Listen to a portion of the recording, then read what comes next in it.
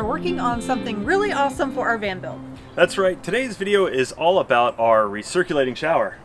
So we really debated whether or not we wanted to tackle putting a recirculating shower in the van.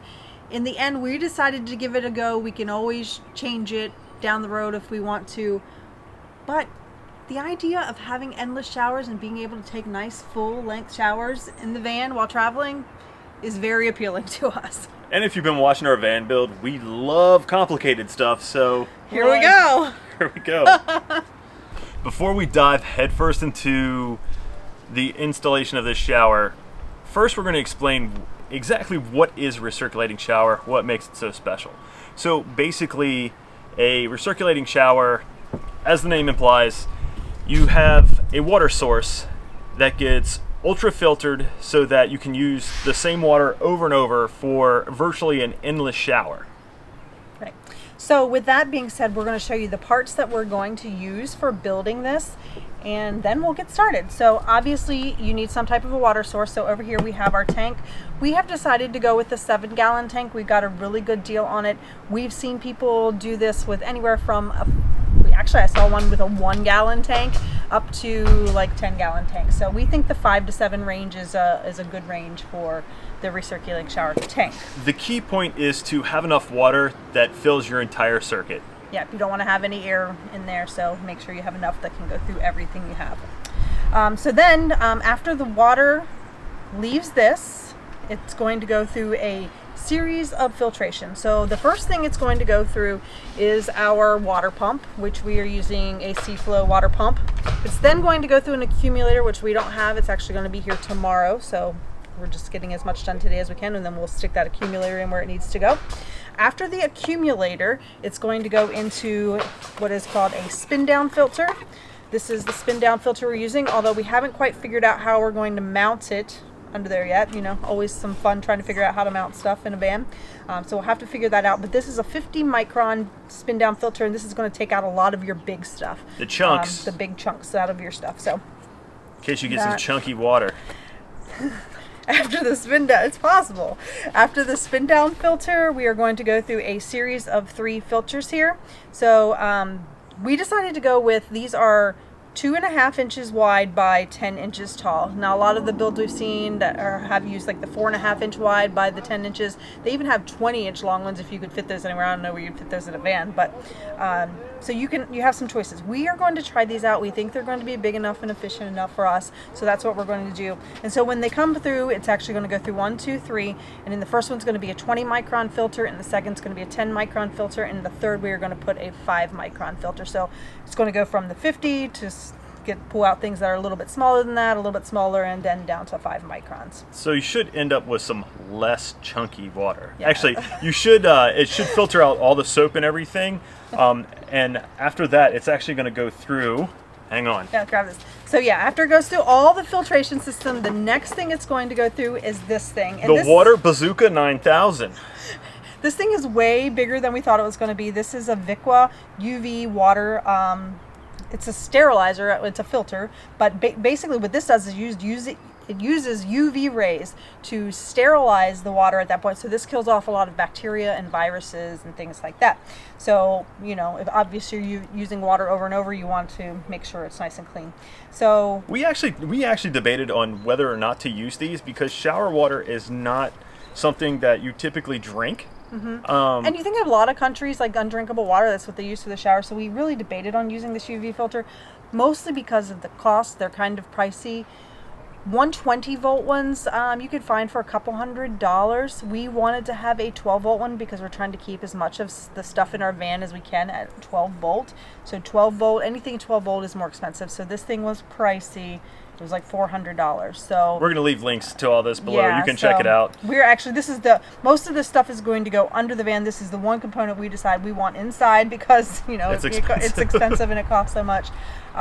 It may not be the right thing for you. Like we may have tried to go with a 120 volt one if we had thought we were going to do a recirculating shower from the beginning. We maybe would have put a outlet closer to where we could do that, but you know, we really wanted the 12 volts, so that's what we got. All right, so those are the major parts. Of course, there's a lot of little connecting parts in between that we'll kind of show you as we're doing this. But yeah, I think we are ready to get started. Jed, are we ready to get started? We're always ready to get started. Hey, let's do this. So to make this a little bit easier to show you, we're going to try to walk you through as much outside the van, and of course we'll show you as we mount it under the van and show you how we've done it under the van as well. But just for simplicity's sake. So this is where the water is going to come out of the tank. We did like a little 1/2-inch nipple that goes to a barb here because we're going to use what's that called, like the vinyl hose? The braided vinyl hose. Yes, to go between these. So this is actually going to be undermounted, and then this is going to be right in front of it. So there's going to be a little piece of hose here to pull it out, and this is just going to be mounted just like that on the bottom, and then it's going to come out of here over into the accumulator, which we can't show you, of course, right now because we're still waiting for that. But that's basically what this section is going to look like under the van. All right, so next we're going to just assemble our 3 filters together. So we looked for one of those 3 housing filter assemblies that were already kind of connected, so it would just make it easier. We wouldn't have to do that step, and that would be a little bit easier to mount underneath the van because we'd only have to do one whole section.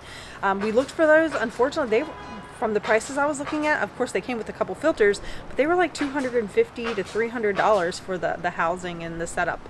We spent $21 on each one of these, so that is $63. You can see the price difference and why we decided to just do them ourselves. So Sandy is diligently wrapping our 3/4 to 3/4. What are these? They're Hex nipples. Hex nipples. Everyone needs hex nipples in their life. So we're going to use these to go in between the housings here and connect them together. And then we'll put the little mounts here on top, and these will be ready to be mounted underneath the van. Yay! Our filters are now connected. So we've just got back from like a 1,000,000-hour odyssey at Home Depot. But yes, we did, because we were looking for more parts we need for this, and I still don't think we found them all. But an issue we did run into is we were just, test fitting this underneath the van where we want to put them, and the issue is we think we're hanging a little bit too low. So the side of the van where we want to put it on is about 11.5 inches deep. These are from here to the bottom are 13, almost 13, and then you add on the inch or so from the inch and a half from the bracket, and you're 14.5 inches. So then we're hanging down under the underside of the van about 3 inches, and we didn't like that. We were okay with an inch, it's still manageable, but we're not so cool with the 3 inches. So what we're going to try to do, instead of having the brackets going up like this, we had originally wanted to mount them this way, so upside down, but we weren't sure how we were going to attach back here. But what we've decided we're going to do is we're going to mount them this way, and then we're going to see if we can't get a piece of metal, kind of like what we did for the backing of our S-bar heater when we did that, if you saw that video. And then we're going to attach that, and then we're going to attach that piece of metal underneath the van to see if that kind of helps us solve this issue. So what this will do by turning this upside down will take about 2 inches off of the height and should just have us hanging maybe below the edge of the van like this much, which is totally manageable, I think. It is really bright out here, y'all. I'm not complaining because I've been complaining about the cold weather, so it's nice to have some sunshine finally. It's like 61 degrees, so really nice day to be working on the van. But anyway, so we are working on trying to mount our filter housings underneath the van. We had intended to mount these directly onto the van using the brackets that came with them. We ran into some issues lining them up and getting them kind of placed properly. So we decided that we were going to make our own little bracket to attach them to, and then we can attach the bracket to the van. So we created this little metal bar here, and we're going to attach it here to the back, and then we're going to basically bolt it in here on the ends. It's a nice 1/8 of an inch thick, what is this made of? Steel bar. So we think it should hold up pretty good under there. Okay, so we are underneath the van. This project is really slow going. Let me show you why. So we had to add spacers to our filter housings. Let's see if I can get a better shot here. So we've mounted them to our metal bar in the back, and these were leaning way forward, like almost hitting the van. So we put in these little rubber stoppers. Hopefully you can see them behind the filter housings here. So Sandy did paint these black so that you could not see them as well. They don't stand out as much. The next thing we had to do, so our water tank will not fit in between these, so we had to build another support bar so it wasn't all wobbly. Just a different shot of the the housings here. Makes them not as noticeable. I like it. We now have our tank bolted in.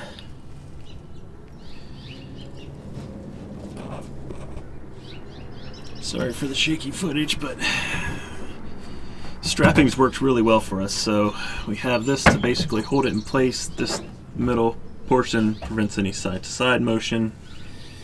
I think it's turning out fairly good so far. So the next thing we're going to install is our spin down filter. So this thing is kind of a wonky shape. You can't really put it flat up against the side of the van because of how this is. And you do need to be able to remove this bottom portion to clean it. So we're trying to make our own bracket to mount it. So this is basically our concept. We're going to use some little clamps. And then we made this little bracket that's going to mount to the ceiling. And these are going to do that so we can actually have it out from the wall a little bit. Here, show it sideways. And kind of hanging down like this. You can see that. We'll show you once we get it up under the van, but that's basically the concept. We just used a piece of aluminum again like we did for the water tank, and then some L brackets again to kind of which is going to hold it to the bottom of the van with some rib nuts. So yeah, we think it'll hopefully work good. Okay, so here's our spin down filter mounted. You can see right here at the top the bracket that we made, and to mount it, it's really sturdy. It's not going anywhere. So pretty tough up there. I think it's going to work. This has taken us so long because we've had to fabricate brackets for just about everything. Yeah, so if you move on over, we kind of got into it and kept moving, so we're just going to kind of go back and show you what we did. So yeah, same thing here. We actually made a bracket to mount the accumulator here. It just made it easier than trying to do all this work under the van. We did as much as we could outside of the van and then got under here just to mount the brackets. So, and then you'll see here on the pump, same thing. Made little brackets to go behind it that we attach the pump to, and then just attach the pump to the wall. And everything like is super sturdy. So, you know, it's got a little bit of flex because you want that for the vibration for the pump and stuff under here. But notice that the pump is not in the recommended configuration. Also, this is not an outdoor pump, so... Yeah, so we will leave a link to the pump we're using in the description below. It is not necessarily recommended for outdoor use. We're going to give it a try. If, you know, craps out on us, we'll change it out with something else. So, I mean, it is what it is. You know, this part is all an experiment. But real quick, we will show you everything here from the beginning just so you can kind of see how it's going to flow in the end. So we'll go over here, Jed, to the tank. Okay, so just a really quick rundown of how this system will progress under here. The water will empty out of the shower into the tank. It's going to run through here into the water pump. It'll leave the water pump into the water accumulator over into the spin down filter. From there, it's going to go over here into our 3-phase filters, which if you remember from earlier are 20 micron, 10 micron, and 5 micron filters. And then we'll leave from here, and this is going to leave from here and go inside the van where our water will be inside the van. I've just never seen it on there before. I'm messing around with some camera settings. Footage may look a little different, may look a little better, a little worse. Who knows? Yeah. Always trying to figure stuff out. Anyway, so the underneath of our recirculating shower is done. Sorry to have to leave it at a cliffhanger and do the whole part 2 thing. I don't like doing it, but yeah, so this is going to be a 2-part video on installing this. It was much more complicated than we thought it was going to be. It's hard to mount stuff underneath your van because, for one, you're laying on your back, the ground is cold, you're trying to hold stuff up, so just working over your head all day is... And I'm old. And we're I'm old. Everything so hurts. So it just took... And the fact that we had trouble figuring out exactly how to mount some of these components because of their shape, and so we had to make brackets for them, so it's just a little more in-depth than we... had planned on it being, so we figure we'll just do 2 videos. We're not quite done the bottom side of the van. We still have to run from the shower over to the tank, and then we need to finish the wiring, and then of course we have to bring from the filters the water up into the van, which will all be covered in the next video. Knock on wood. yeah. Maybe not the next video, but our next shower video. We're hoping that it's going to be this coming week, but again, that'll depend on the weather and you haven't noticed, we're switching to Sundays for a while. yeah. Sunday fun day. So this video is coming out on a Sunday. We usually put out on Thursdays. We decided to change it up just to see if there's anything different that happens. So you'll see this on Sunday. Different that happens? Yeah. Different Like a thing. wizard I don't know comes. what. He's like, I don't know what. But yeah, so there'll be a second recirculating shower video. But hopefully you found this useful for figuring out how to actually run the system. or how not to run the system. We don't know yet. Yeah, it's still all up in the air. Who knows if this is even going to work? All right, guys, that's going to do it for this video. And until next time, stay wonderful.